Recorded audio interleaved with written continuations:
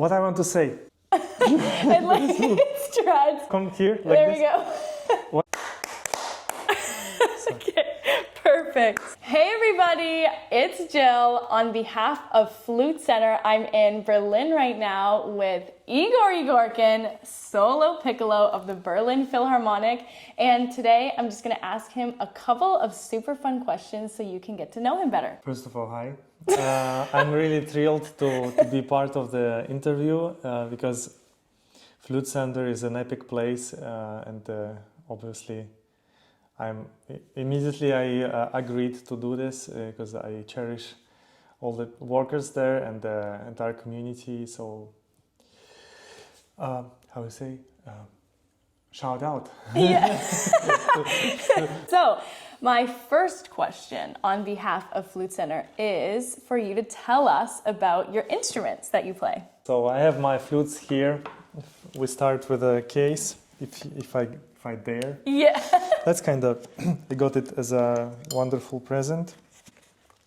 But if I wouldn't get it as a present, I would buy it.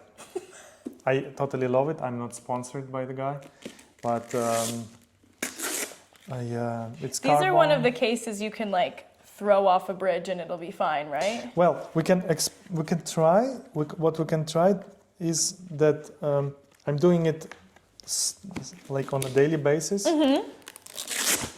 Oh. It literally like works always. It holds all the instruments together. It's not in a cramped place, and there is still like a place for earbuds and whatever. I can start with my flute.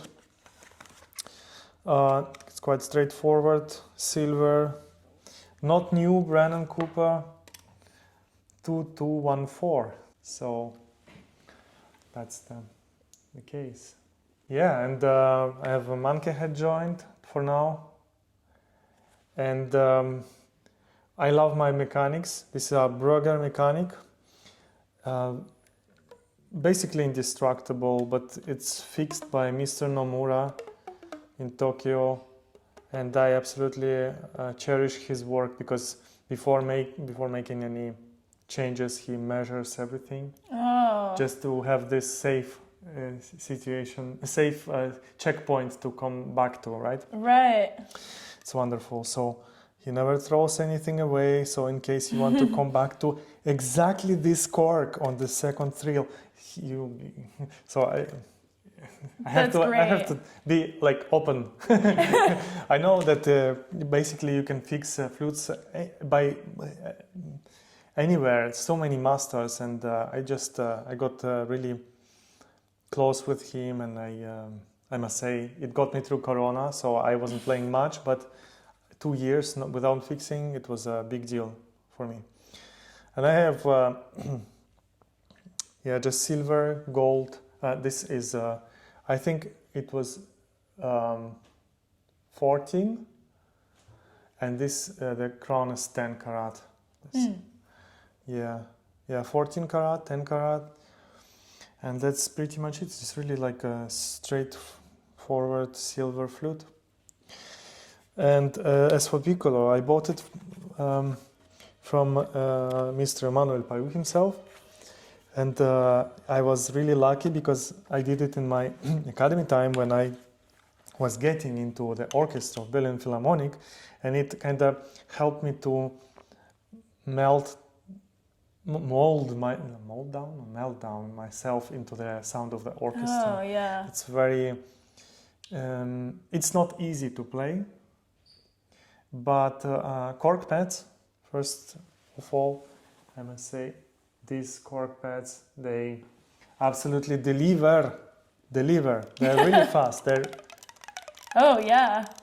They're snappy, loud as hell. Right? But I like the snappiness of this instrument. Hard part of this instrument is that you have to cope with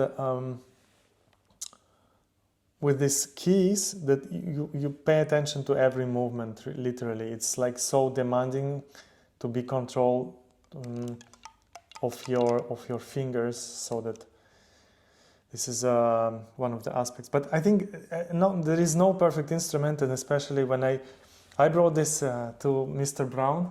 You know, there is his name. Yeah. I brought it to him, and he did measure the pressure and how it works, and he said, "This is not playable. This is unplayable."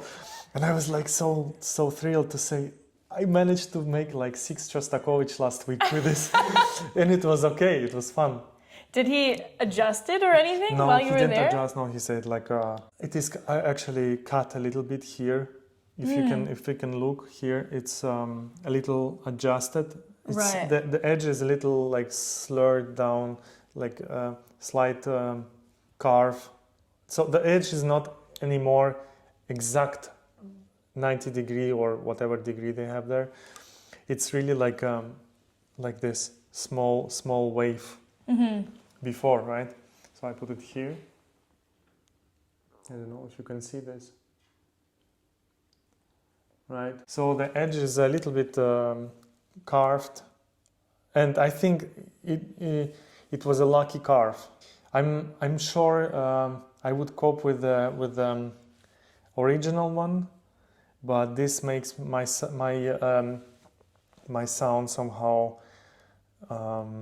more controlled, because I know the imperfectness of this curve, and it is there is much more space to play with. You know, when especially for higher tones, it's hard to make them staccato really exact, but right. Articulation in this case is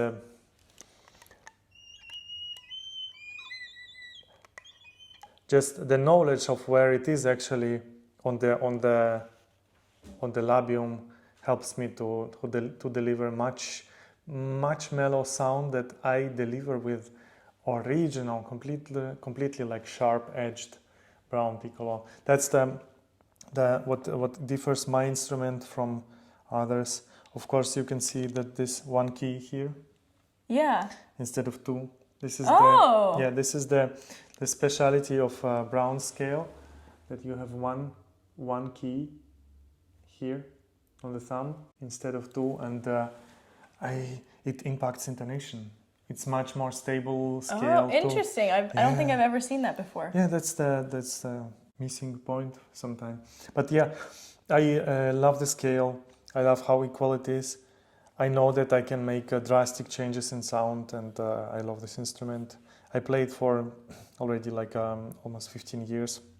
I think both are like far more older than 25 years old. I think we can research. I can find my old email, but from Brennan Cooper, 2214 is like, I don't know, 30 years old. I don't know.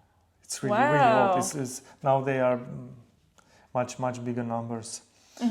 And I love both my instruments, and I got them from my teachers. This I got from Vali, this got from Emmanuel. Oh, really? And I cherish them. I will play them for a long time, hopefully. And I can only advise to, if you choose your own instrument, listen to the first reaction of yourself. Yeah. There is nobody who can actually tell you better than this first 10 seconds, maybe 5, 10, 15 seconds. Immediately it can snap. If you feel this snap, grab it and run. Pay and run.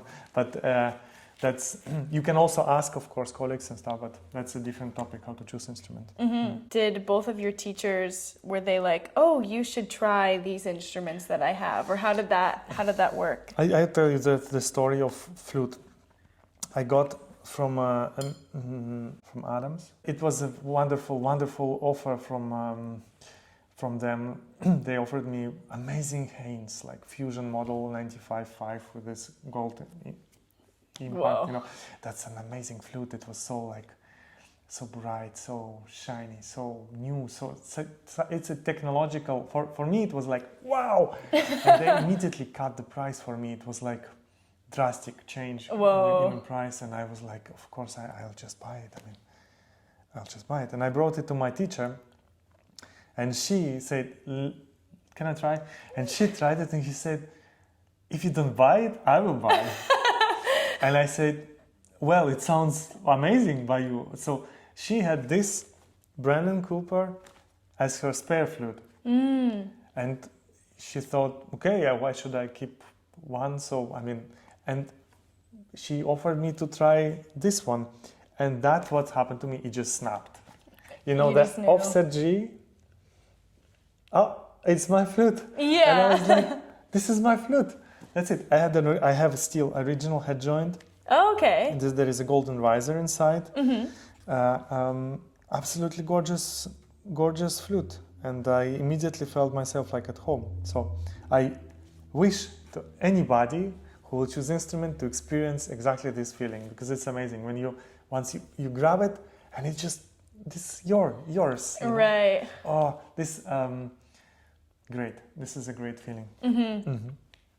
That's so nice. And your piccolo? And my piccolo, well, Emmanuel, he had it for years, and he wanted me to try, because I had Philip Hammock with a Fisher head joint, which was fine, but it's a whole other level. It's like a whole other level when you have a solid combination, original head joint, which is made for the flute. Like, it is very hard to choose a custom head joint, and I think you should be able to say by your own that you decide, of course, that okay, now I decide original head joint is not my way. It is like limiting me. Then you can go to the custom one, but it is always a big rabbit hole. You can always kind of switch your attention from your skill to your instrument and like go this black hole forever, like, oh, this head joint, that was better, oh, this, and then you kind of stop developing your own skills, and this is a dangerous situation, but with the right colleagues, you will not get to that path, and probably using what you have is also a great skill. Like how do you say, low tech, high life, or how is it called? I'm not High sure. tech, low life.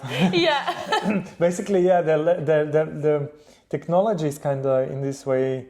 It can grab your attention out of your own skills and kind of carry you away from development. Yeah, that's what I was saying. Okay, I want to ask you about your practicing life a little bit, specifically as a solo piccolo player in the Berlin Phil. You also, we talked about this, play second flute and third flute in the orchestra. How often do you practice piccolo versus flute, like in your daily life? Well, like piccolo, since years, it takes 70% of time. It's basically even like but 70% of time is that I mean, I don't practice much, like 1.5 hours as a session if the piece is complicated and I play it for the first time and I have to like get this muscle memory, so session would be maximum like 1.5 hours. And because like literally last time I played Song of the Earth, Mahler's, I didn't experiment, I must confess. I didn't practice at all. Like I thought I know the piece because I played it already many times. Second flute, I played the Piccolo, so I thought, okay, this is the first time in my life, exciting thing. I'm not gonna practice. And of course, when you get in the hall and then the rehearsal starts, and then you find out actually in the middle of your solo that it's your solo. You remember, it's a very exciting moment. I think it's healthy because then when you get through this, you feel confident. Right. Yeah. What? I just nailed it. Everybody was like, nice. Nobody knows. You read just sightseeing, basically. But of course, you know the piece. You know that, like mechanics, after 10 years playing this all over again. Right. It's there. You just see the score and you play it exact phrasing as what you like to. You play with it. So kind of in this way, sometimes, so practicing with score, like, I mean, not the part, but the score, full score. Right. Full score. recording, going through cues. This is the way. The way of practicing, I think I switched from 8 hours practicing as a student, because I did like 5 hours sometimes Piccolo strong, and then 2 hours flute. It was a lot, you know. It was a lot. 5 hours of Piccolo in a day? Yeah. Did you feel like tired? It's basically you have to use those. Yeah, earplugs. Yep. Use them, find cheapest filters, not complete, like not the foam ones, but find the filters which are like dampening entire spectrum. Use them, especially when you start practicing with Shostakovich excerpts. Very loud thing, just to get your fingers in shape, your embouchure in shape. It is a different tension than flute, so you have to be much more tensed, much more. It demands time. Yeah. So I think 5 hours is also too drastic, and maybe for starters 1.5 hours with a break, but consciously like analyzing what is your way, how you're doing is, I think it's better than 5 hours. Yeah. Too much is just too much. It can destroy you, you know. Right. Yeah. But I did I start practicing at like 8, and then until like 11:30, then lunchtime, then maybe after 2 or 3, because I was living in Weimar at that time, for example, they have very strong, like 12 to 3, absolutely silence. Oh. Yeah, it's really nice. So I started again at 3, and then until the 7 or 8. So any chunks, I can say piccolo flute, always intertwining, changing. That was kind of my student routine, practicing basically a lot, and then sport just to relax muscle, just stupidly jogging, right, a little bit, kind of helps, just to relax mind, and kind of the rest is underestimated practice. Do you like totally rest, or like rest and mental practice, or boring? It should be boring. Rest should be boring, and boredom is. I think this is where you get your connections of what you actually done, and like completely getting away. Not mental practice. Not this. Mental practice is still practicing. I think like. This is the hardest part for me, because I'm so like into doing productive stuff, productive modus, right? So cutting off boredom is a huge part of the practice, because it's where it all comes together. Having a nice sleep, like constantly monitoring your deep sleep. If you are able to deep sleep like around 1 hour, then you are doing something right to your body, right? Like sleep hygiene, like not much screen before sleeping. It's a big part of the practice, because when you rest is where your practice session is getting digested. Yeah, for sure. Otherwise, if you party, well, it's party probably. Yeah, I did kind of as a student, of course you do, but it can kind of take away from your rest. Yeah. And then this is your decision of everybody. You should. I think sometimes in this time when you are a student, it's kind of your time is flying by, not so fast actually. Yeah. But you can squeeze much more out of this time when you are before 22, and if you kind of make more decisions towards your rest and your career and your skill, probably that's something should not be underestimated, I must say. I say always to chill and relax and that's it, but this is actually what I mean. This is the party is actually hard. Yeah. Yeah. So I must say like having a rest is much more harder, because you have to take care of yourself. Yeah, absolutely. Absolutely. So you started on flute at age 5, right? Or 6? 5. At what point in your studies were you like, oh, piccolo, like that's what I'm really, really wanting to devote more time to now? I think it was year 2006, so I was 19 years old, 20, turning 20. This is the moment when I got my first instrument. First moment I started playing piccolo, it was in the library. I was just taking my instrument out of the hands of the librarian just to try it out, and I couldn't produce a tone.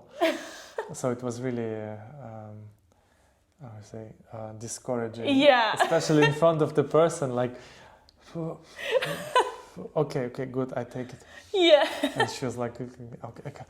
It was really a sad moment that I couldn't produce one solid tone out of it.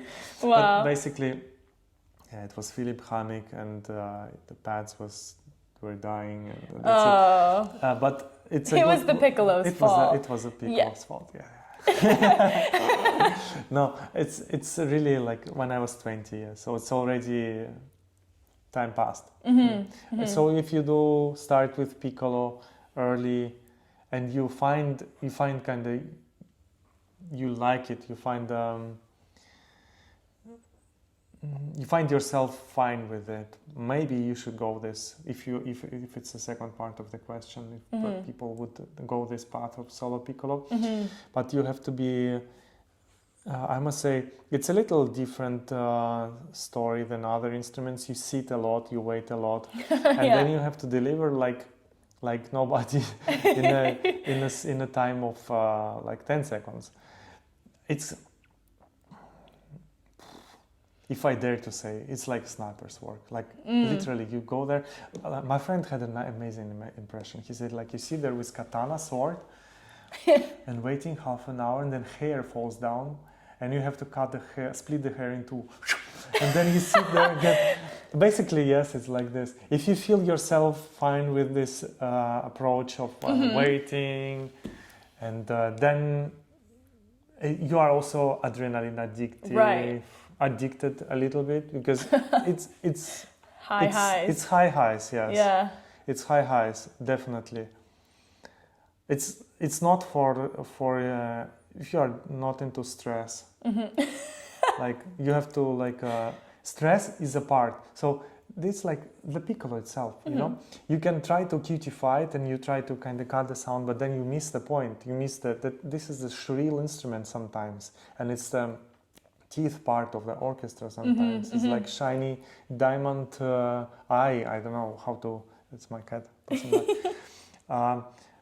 That's the same. The stress is a part of this piccolo, because piccolo life, because you have to react really fast. You have to sometimes you have to bring your fingers into really, everything is synchronized. So you have to use adrenaline. Must be there. So it's a part. Never cut it. Don't use these beta blockers. They just boring. It's boring life. Experience life. That's it.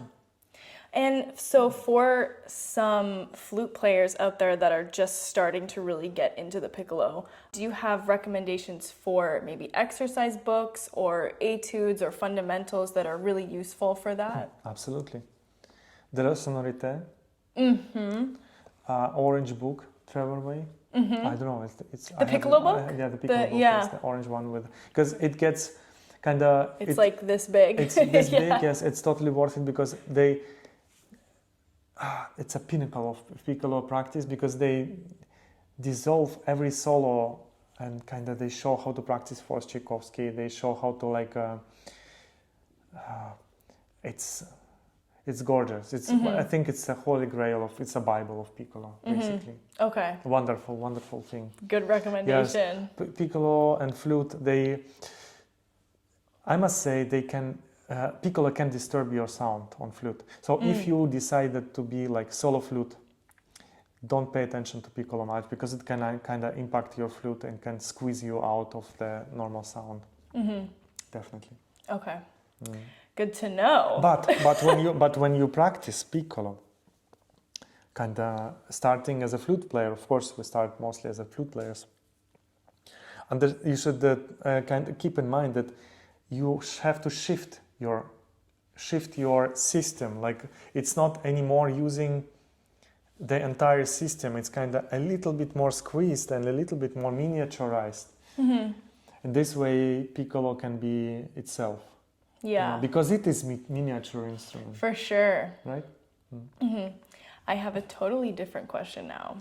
Sure. So this is my first time in Berlin. And before I got to Berlin, I had no idea that there was like a huge techno scene here. I had no idea. I got here and everyone was like, let's go to the techno club. And I was like, the what? Like, I did not know that was here. So I read that you are also into techno and you enjoy that like as part of your life and your musical life. And I want to know more about it. Okay, I'm like techno is a really local thing. I'm not into techno. Not okay. Like into this, not into this culture, but I'm into electronic music, and especially now I'm into developing my own real-time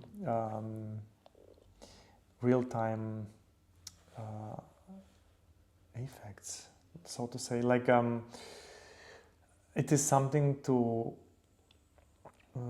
use in a real time, not just making tracks in the long term. Like I'm not thinking linearly. Okay. But in the moment of time, it's even like a extension of the instrument. That's what I'm currently into.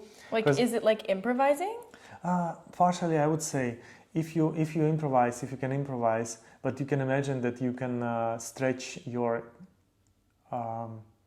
like, for example, if you make a staccato, like one staccato, but after this staccato, 500 of small staccatos happen right. in a different pitch levels. So it's a cloud, you know, but you know how to work with it. So it's kind of this. I'm into this now. I think this That's very cool. it's really, yeah, with contemporary computers, you can go really this in extended world of sound, and I think this is what I'm into now. I'm getting I have hundreds, if not thousands, of sketches and maybe dozens of tracks, but I didn't release anything yet. I was not like in urge. Probably it's time already to let some stuff go out and to show. Yeah. Some of them are with Flute. You can find. I have SoundCloud, but it's old as hell. Like it's literally everyone like look up the old SoundCloud. 15 years old. Like but there are some tracks there. They're old. It's like I learned so much through these like years of making music. So I'm definitely into making my own way through it. I think I was underestimating my own flute playing all of a sudden in this aspect, you know, like because if I dare to extend, everything is a big industry, right? Yeah. And it is made for like for prosumers. If I dare to use the term, prosumers is like consumers that can make something with it, and also professionals like who can squeeze out of the simple tool something really finesse and then get into the top of the charts just with the same software. Right. But most of them, they are made for just making a whole track and not being in the moment and experiment. As a musician, you know, you sometimes know that like investing time in developing your own instrument and your own skill, it's something priceless, you know. Right. So this is kind of for sure. It's not just making beats, you know. Making beats is fun. I mean, really, making beats is fun, but making your instrument sound like creepy or all of a sudden drastically different, but in real time without like delay. This is to me, this is the closest thing to like magical realism. You know, magical reality where you are in doubt if it was real or if it was something like off. Right. So this is what I'm getting to. That's really to learn, interesting. Yes. The camera is literally standing on a pile of books. Yeah. A few moments later. This is a book about like a death of the end of ancient music. No way. It's actually a really nice book. I just started. Bruce Hines. It's a Russian edition, but Okay. Bruce Hines. Absolutely great book. I just started with it, and it's already just the end of early music. Yes. Whoa. And then this one is what I was talking about is like development of your own algorithms from scratch. It is really like it's the most geeky thing you can get about electronic music. Don't get there unless you're having fun. This book is a sweet anticipation.